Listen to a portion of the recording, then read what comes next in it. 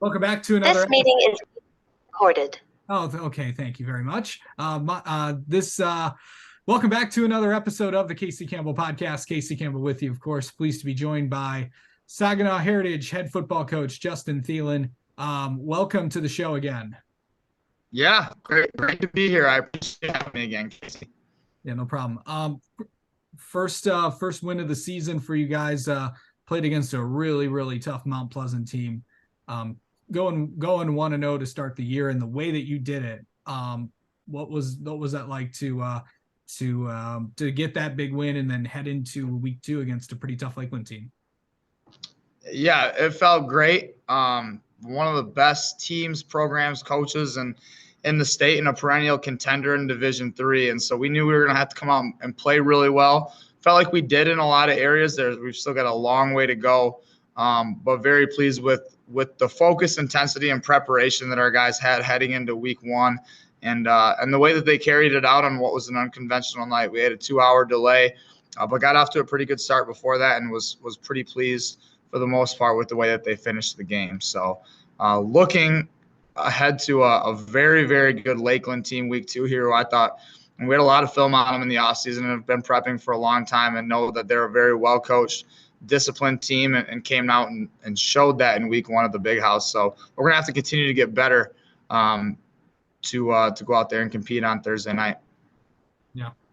So I know that I know your group is, a lot of guys come back from last year's team. I know you did lose a few guys from last year's team, but the big it helps when you have Ethan, Ty, and Braylon. And also the biggest thing with those 3, they're also really close friends as well. So what's that like to have those 3 kind of lead this team? They are just a fun group to be around every day. I find myself, this is my 5th year as a head coach. I'm still pretty young, but I try to step back and just appreciate the time together with those guys and with the entire group. This is such an easy group to coach, a great group to coach. They're happy to be at practice every day. They like working hard. They're incredibly player-led, but I just appreciate the time around those guys so much, and know that it doesn't last forever, and after seasons have ended the last couple of years, I know that you just miss the time with the guys like crazy. And so I'm trying to have some foresight here, and to really be balanced and take some time to step back in the midst of the intensity of preparation and the day-to-day, to just show my appreciation and love to those guys. They're a huge part of my life, those 3. And Wyatt Von Dyke, who's our 4th captain, the entire team, they just make life very enjoyable on the day-to-day. They work hard doing it. They're great people, and I can be more thankful to have them and to spend the time that we get to every day. So I know that with those types of teams, that's a head coach's dream, because it's like, you don't have to get on guys and do stuff, because they're going to do it. What's that like to have that group to coach? That has to be one of the best groups to coach, because honestly, you really don't have to say much because they're already doing it.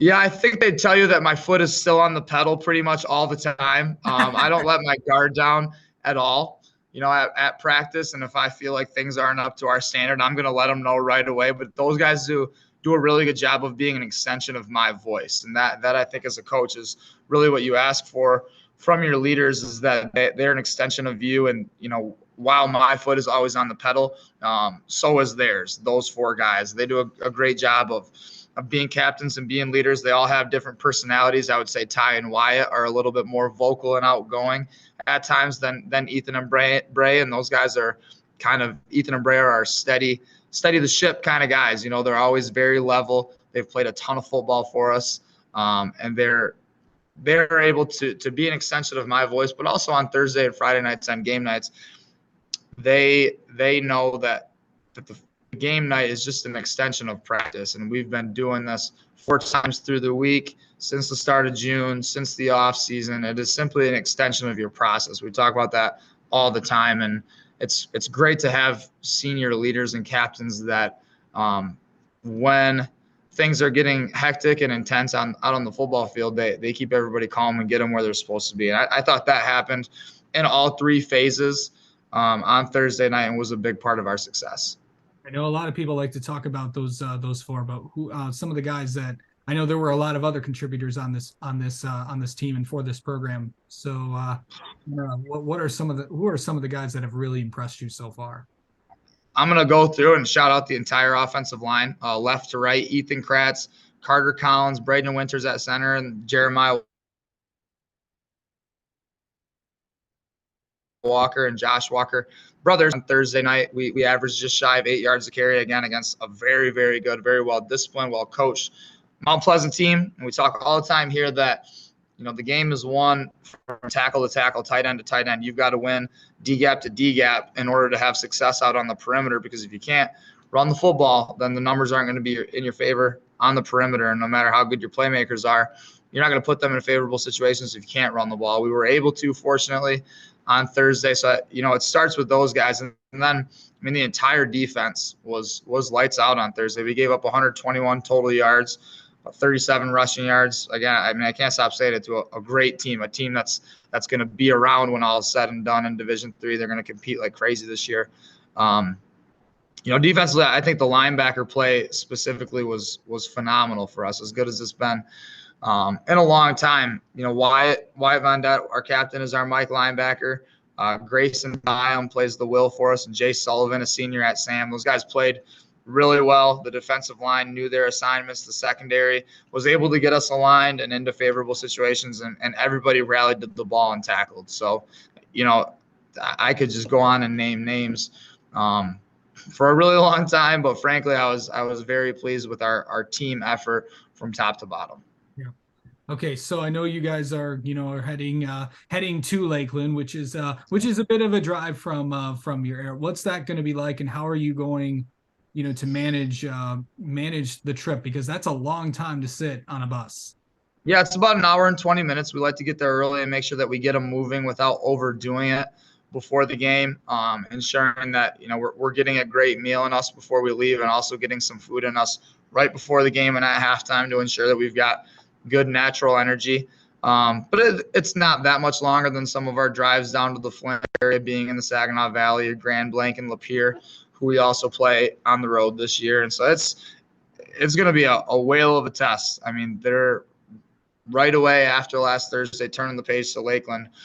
They were very impressive at the Big House on Thursday, and extremely well coached. They've got a lot of good players, and they make life very difficult on their opponent. I think you saw that with the way that their defense played against South Lyon East. So looking forward to the challenge and knowing that we're going to have to play really well. Okay, so last thing, I know you don't have I know we're coming up on time here, but what do you feel like this team really kind of needs to do in these next few weeks to have another big season for the Hawks? So Thursday specifically, we play against an option team. We're going to have to be incredibly well disciplined. I think they get off the ball very well up front. They've got two really good running backs, one who's explosive, extremely explosive, and then another who's a big physical running back like Ty, the Thompson kid, who I know played tackle last year, is going to play Division I football, now is playing running back for him as well. You can't give those guys an ounce of daylight. We've got to be incredibly disciplined in our option responsibilities, flying to the football and communicating. They run a ton of different formations and do some great stuff in the option game out of those unbalanced formations. So we're going to have to be aligned correctly. And offensively, I already alluded to it. It starts on the inside. If we want to get the ball on the perimeter to our playmakers, we have to establish the run early, and their run defense was lights out last Thursday against South Lyon East. So we've got to continue to do what we can do to win the line of scrimmage on the offensive side of the ball. Defensively, we've got to be disciplined. We've got to communicate and fly to the football, but we know we're going to have our hands full. All right, Justin Thelen, the head football coach at Saginaw Heritage. Thank you so much for taking some time. We'll talk to you soon. You're the man. Appreciate you, Casey. Thank you.